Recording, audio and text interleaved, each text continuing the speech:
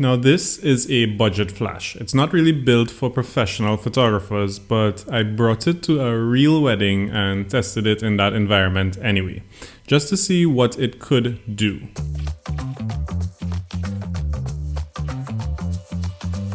Alright, so Instro, a Godox reseller, sent me this flash, the Godox TT520iii. They didn't pay me to make this video. I'm not being told what to say, and they're not even vetting this before it goes live. They said, hey, want to try this out and keep it? And I said, yeah, obviously.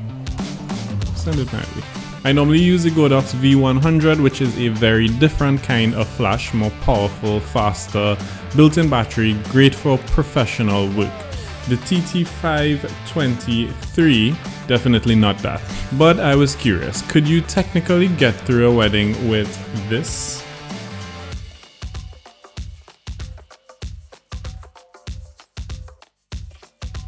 So I used it throughout the reception at a recent wedding to find out. So here's a quick rundown on what the TT520iii offers.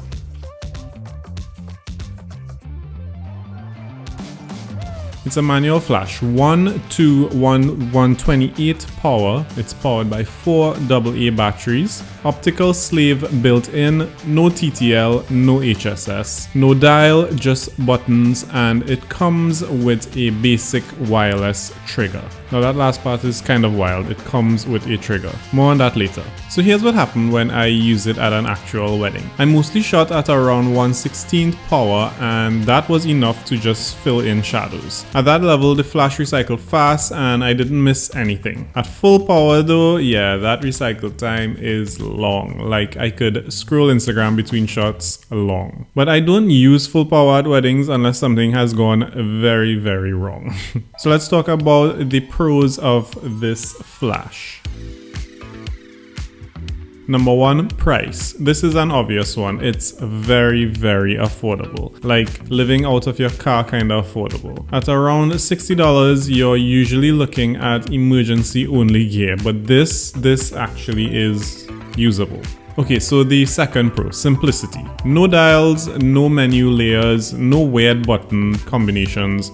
Just plus and minus for power, test button, and a mode button. You'll figure it out in under a minute. Literally, it's that simple. So the third pro is weight. It's super light. When you've been on your feet for 10 hours and your shoulders are starting to hate you, swapping from a heavy flash to this feels pretty good. The fourth pro is that this flash comes with a trigger included. This is my favorite part. It comes with a wireless trigger. So even if you don't use it on camera, you instantly have an on-camera lighting option with no extra cost. That's rare at this price point. Another pro is that this flash has a backlit LCD. Yes, every modern flash should have this, but not every $60 flash does. When you're in a dark venue and can actually read your settings, that really matters. Another pro is the build quality. It's plastic, obviously, not garbage plastic. The battery door is chunky. It doesn't feel like something that's going to break after 3 or 4 uses. In fact, it feels better built than some more expensive no-name flashes I've used. Okay, so let's talk about the cons. So yeah, there are a few drawbacks of this flash. Recycle time at full power is slow, but to be honest, if you're using it as a bounce or direct flash on camera, you really shouldn't need full power. At least I didn't. Another con is that there's no TTL. If you need it, this flash isn't for you. If you're now learning on-camera flash photography, this is a good option though. Learning manual is probably the first step. A couple of other cons is that there's no high-speed sync on this flash, zoom is manual only, and no weather sealing. So I wouldn't use this in the rain or near an over-enthusiastic champagne bottle. But honestly, none of this is surprising. It's a simple flash with a simple goal. Now let's talk about who this flash is made for.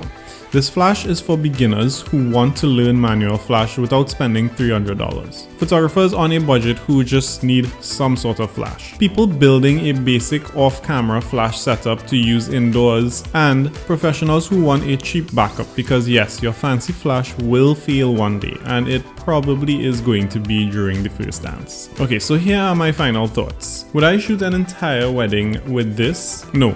But could I? Honestly, yeah, probably. It's not built for pros, and that's okay. It's an awesome little flash for learning, experimenting, or just having around as a backup. And if you're into creative lighting setups or off-camera experimentation, having one or two of these in your kit, especially with that trigger included, is a no-brainer. Alright, so thanks again to Instro for sending this over. If you find this review helpful or just enjoy the vibe, like, subscribe, and all that good stuff. Or don't.